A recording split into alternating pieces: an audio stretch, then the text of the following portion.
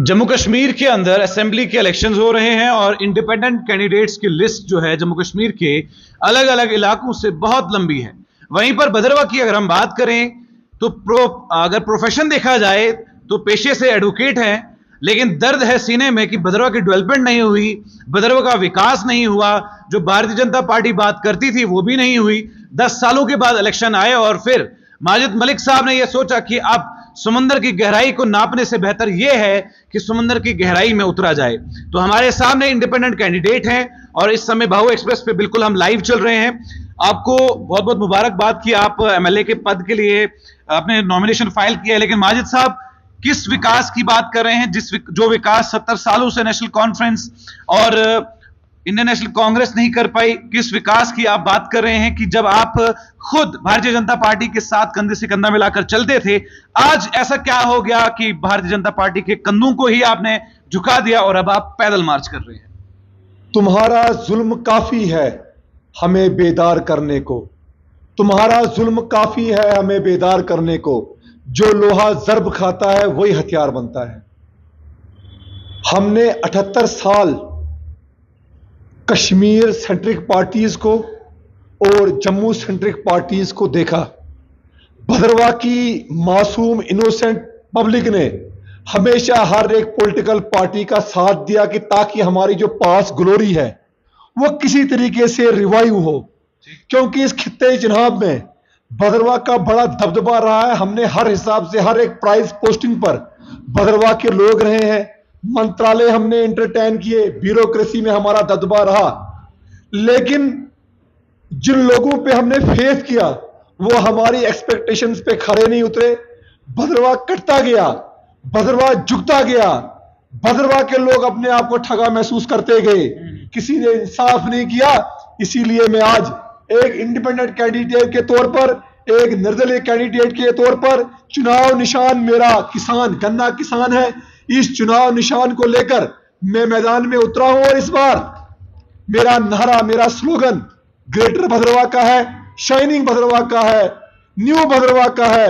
और मैं गारंटी दे रहा हूं, क्योंकि मेरा एक मैनिफेस्टो भदरवा को लेकर है, मैं भदरवा के लोगों को गारंटी दे रहा हूं कि मैं ही एक ऐसा यहां से प्रत्याशी हूं, कैंडिडेट हूं जो एप्रोप्रिएट है, जो असेंबली में बात करने का दमखम रखता है। चाहे हम जीते या हारे, भदरवा की बात करते रहेंगे। रही बात आपने भाजपा की बोली, मैंने कोई पार्टी ज्वाइन तो की नहीं। हाँ, सरकार में अगर कोई आता है तो उसके पास जाना है, उससे मांगना है, कुछ ना कुछ वहां से मिलता है, इलाके का भला होता है।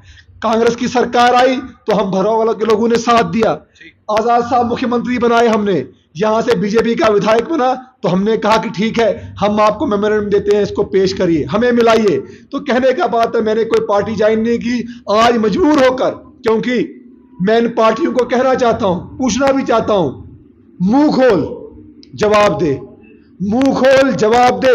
नजर मिला हमें भदरवा के लोगों को कितनी बार लूटा है, हिसाब तो दे।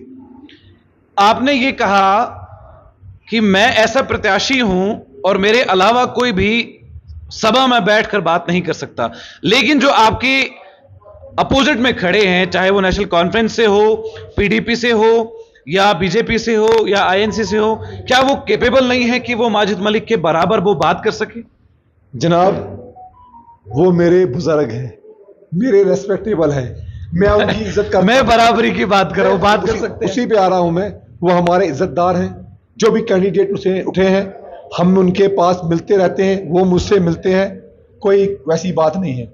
लेकिन जहां तक इस इलाके को रिप्रेजेंट करने की बात है, मुझे नहीं लगता है कि उनमें उस तरह की कैपेसिटी है, कैपेबिलिटी है कि वो इस भदरवा कॉन्स्टिट्यूएंसीज के इश्यूज को एप्रोप्रिएट फोरम में जाकर हाईलाइट कर सकते हैं। आज चुनाव प्रचार हो रहा है, आज हर तरीके से हम मैदान में, अभी मैं सुबह निकला था 8 बजे, घर में भी लोग आ रहे हैं, इंडिपेंडेंट कैंडिडेट को घर में कोई नहीं आता है, 7 लोग चल रहे हैं। रात को मैं आ रहा हूं 12 बजे वापस घर, मिल रहा हूं, लोग मुझे जानते हैं, प्रेस वार्ता में डेली बेसिस पे कर रहा हूं। मुझे बताइए, Bharatiya Janata party, national conference, Congress का जो कैंडिडेट है, कैंडिडेट वर्कर की बात नहीं, का कैंडिडेट, उनके कैंडिडेट का कोई भी स्टेटमेंट, कोई भी बात, कोई भी सामने नहीं है। ये एक जम्मू से, ये पार्टियां जम्मू से एक लेके आई है मैनिफेस्टो, कोई आया कश्मीर से लेके, भदरवा में ना तो जम्मू का मैनिफेस्टो चलेगा ना कश्मीर घाटी का मैनिफेस्टो चलेगा। यहां पे भद्रकाशी के लोगों की जो डिजायर है, जो प्रॉब्लम्स है, उनका एक रोड मैप लेके मैं मैदान में उतरा हूं। वो रोड मैप में लोगों को दिखा रहा हूं, लोग कन्विंस हो रहे हैं। इसलिए मैं समझता हूं कि जीत मेरी पक्की है। नया एक कैंडिडेट इस बार विधानसभा में भदरवा से जाने वाला है। जिस तरीके से उमर अब्दुल्ला को एक इंडिपेंडेंट कैंडिडेट इंजीनियर रशीद ने हरा दिया, डिफीट दी, उसी तरीके से मैं इन पार्टी के कैंडिडेटों को डिफीट दूंगा और अपनी जगह विधानसभा में बनाऊंगा। उनको भी पता चलेगा जब मैं वहां पे बोलूंगा तो वहां पे खामोशी हो जाएगी। सब भदरवा के एमएलए को सुनेंगे, क्योंकि भदरवा का एक दबदबा रहा है। गोनी साहब यहां से रहे हैं, गुलाम मोहम्मद भदरवाई साहब यहां से रहे हैं, दयाकिशन कोतवाल जी यहां से रहे हैं। इन लोगों ने, चुन्नीलाल कोतवाल ने हमारी नुमाइंदगी की है, हमें जो है हमारी अगुवाई की है। जब ये लोग बोलते थे तो सारे चुप हो जाते थे।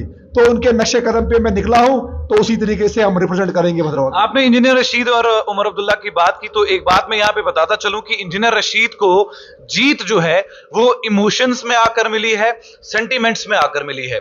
इंजीनियर रशीद 2019 में यूएपीए पीएससी के तहत मिलिटेंट फंडिंग के अंदर, उसके तहत वो अंदर गए थे, लेकिन लोगों ने जिस मोहब्बत से उनको 3.25 लाख वोटों से जिताया, वो एक अलग प्रोस्पेक्टिव है।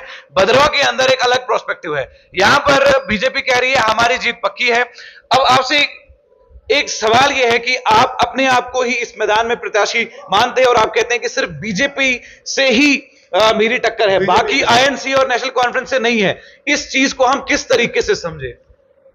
एक भी बार कांग्रेस पार्टी के प्रत्याशी ने अब्दुल्ला की बात की, तो एक बात मैं यहां पे बताता चलूं कि इंजीनियर रशीद को जीत जो है वो इमोशंस में आकर मिली है, सेंटिमेंट्स में आकर मिली है। इंजीनियर रशीद 2019 में यूएपीए पीएससी के तहत मिलिटेंट फंडिंग के अंदर, उसके तहत वो अंदर गए थे, लेकिन लोगों ने जिस मोहब्बत से उनको 3.25 लाख वोटों से जिताया, वो एक अलग प्रोस्पेक्टिव है। भद्रवा के अंदर एक अलग प्रोस्पेक्टिव है। यहां पर बीजेपी कह रही है हमारी जीत पक्की है। अब आपसे एक सवाल यह है कि आप अपने आप को ही इस मैदान में प्रत्याशी मानते हैं और आप कहते हैं कि सिर्फ बीजेपी से ही मेरी टक्कर है, बाकी आईएनसी और नेशनल कॉन्फ्रेंस से नहीं है। इस चीज को हम किस तरीके से समझे?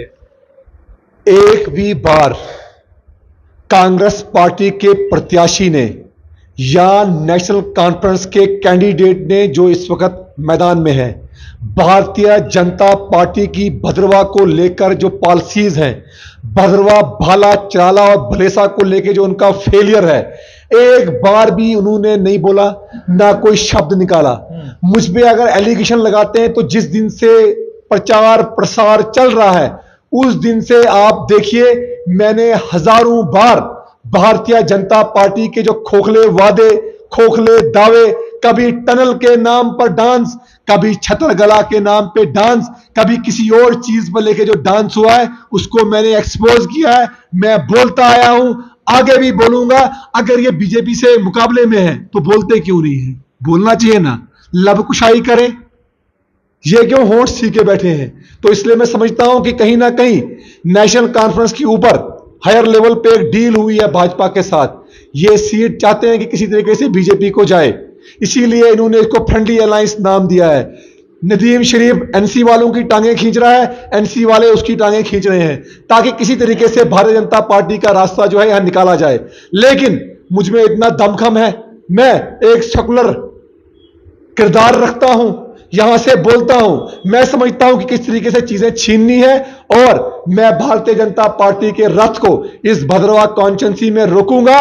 और मुझ में दम है कि मैं जाके केंद्र सरकार से भी बात कर सकता हूं। मुझे लगता है मैं केंद्र सरकार को क्रिटिसाइज नहीं करता हूं, मोदी सरकार एक बहुत मजबूत सरकार है दिल्ली के अंदर, लेकिन भद्रवा में एक ऐसा उम्मीदवार चाहिए, ऐसा विधायक चाहिए जो केंद्र सरकार को भी समझा सके कि भद्रवा कौन सी जगह है, भद्रवा का क्या इतिहास है, वहां का ट्रेडिशन क्या है, उसको क्या कहते हैं, कौन कौन शख्सियत वहां पैदा हुई। और मैं यही बता सकता हूं कि मोदी साहब, आप जब प्रचारक थे तो 20 साल पहले आपने उस भद्रकाशी से आपने विजिट किया है। वो पावन धरती भद्रवा की है। उस भद्रवा की पावन धरती को यूनिवर्सिटी चाहिए, जिला चाहिए, फुल फ्लेज।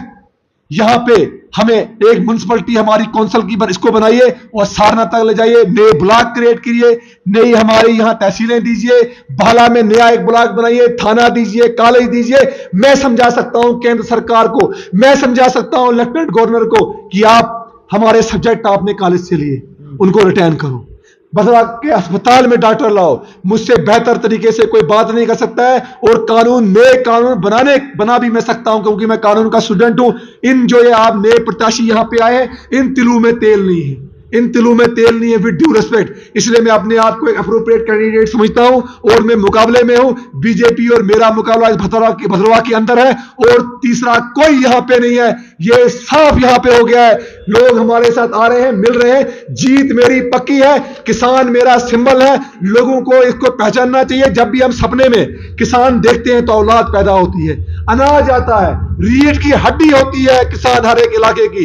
तो भद्रवा में भी सारे जिम्मेदार हैं, सभी इस गन्ना किसान पे अपना बटन दबाएंगे और ऐसे एक बेबाक बोलने वाले चेहरे को लाएंगे। भद्रवा में एक चीज भी रही है कि भद्रवा के लोग हमेशा कहते हैं कोई बोलने वाला लीडर नहीं है। आप एक छोटा लड़का यहाँ का माजिद मलिक की शक्ल में आ गया है जो गारंटी दे रहा है भद्रवा की, मेरी गारंटी है मेरे मैनिफेस्टो में, तो उसको लाइए, जिताइए, विधानसभा भेजिए, भद्रवा का छीन के लेंगे। भाजपा ने भी गारंटियां दी थी, क्या भाजपा की गारंटी और माजिद मलिक की गारंटी एक ही जैसी है? मैंने आपको बताया कि जो भाजपा के यहाँ के लोकल लीडरशिप रही, उनमें वो दमखम नहीं रहा कि वो कोई बात कर सके। अगर मैं जाता हूं, मैं केंद्र के मंत्रियों से भी मिला जो भाजपा में रहे, उनको मैंने कन्विंस किया, मैंने बताता जिले की फाइल बनाई, एलजी साहब के पास हम गया, मेरी बातों से वो कन्विंस हुए। और मेरा यही एक है कि यहाँ की जो बीजेपी की लीडरशिप है उनमें दमखम नहीं है, वो बात नहीं कर सकते हैं। मैं गारंटी दे रहा हूं, मैं उस गारंटी को पूरा करूंगा। 365 दिन यहाँ पे रहता हूं, आजमाया हुआ हूं। हम खिदमत खलक का जज्बा रखते हैं, इसीलिए गारंटी दे रहा हूं। माजिद मलिक की गारंटी, इस बार निर्दलीय उम्मीदवार भद्रवा से जाएगा और विधानसभा में दंदनाएगा, भद्रवा की बात करेगा। हम जम्मू में रहने वाले नहीं है, हम दिल्ली में रहने वाले नहीं है, हम यहां पे रहेंगे। ये एक और पार्टियों की बात आपने बोली, ये पार्टियां कैसे बात करेंगी यहां डॉक्टरों की? इनकी पार्टी नाराज हो जाती है जो कारपोरेशन है। भद्रू के सिन बेड़ गर्क, इस भद्रा काशी का बेड़ा गर्क हो जाए, लेकिन पार्टी नाराज नहीं होनी चाहिए, चुप रहना है। तो हम तो चुप नहीं रहेंगे। मैं भी किसी पार्टी के मैंडेट पे लड़ सकता था चुनाव, लाता किसी का मैंडेट लड़ता। मुझे पता है कि ये पार्टियां एक्सपोज हुई है, हमारे एक्सपेक्टेशन तक खरी नहीं उतरी है। इन जो प्रत्याशी आज के हैं, मैं लोगों को बोलना चाहता हूं आपके माध्यम से, वो खबरदार हो जाएं। जो भद्रवा में नया चोला पहन के आए हैं, इनकी आंखों में एक बात है, इनके होठों पे दूसरी बात है। दिमाग में कुछ सोच रहे हैं, दिल में कुछ सोच रहे हैं। इस बार आपने पार्टी नहीं देखनी है, आपने चेहरा नहीं देखना है, लेकिन आपने इस बार जो इस भद्र काशी पे जसवंत सिंह चारक जी ने एक किताब लिखी है और भद्रवा पे उन्हें जख्म दिखाए। भद्रवा के लोग इस भद्रवा पर जख्म देखें और देखें कि कौन उन पे बोलता है और मुद्दों पे कौन बोलता है। वो बोलता है माजिद मलिक और मुझे वोट कास्ट करेंगे। ये जुमले जो हैं अक्सर बोले जाते हैं और बड़े बड़े लीडर्स जो हैं बनने से पहले ऐसे जुमलों का इस्तेमाल करते हैं और जम्मू कश्मीर के अंदर अलग अलग क्षेत्र में ये जुमले सुनाई दे रहे हैं। जो इन्होंने खिदमत खलक की बात की, सेम बात भाजपा के प्रदेश अध्यक्ष रविंद्र रैना भी करते हैं और ये ऐसे ही लगता है कि अल्फाज उनके हैं, बोल रहे हैं माजिद मलिक हैं। लेकिन देखते हैं कि आने वाला वक्त जो है वो कैसा रहेगा। लेकिन चलिए, इंडिपेंडेंट कैंडिडेट हैं, भद्रकाशी की बात करेंगे। मजबूती और सिंबल जो है वाकई में बहुत प्यारा सिंबल है।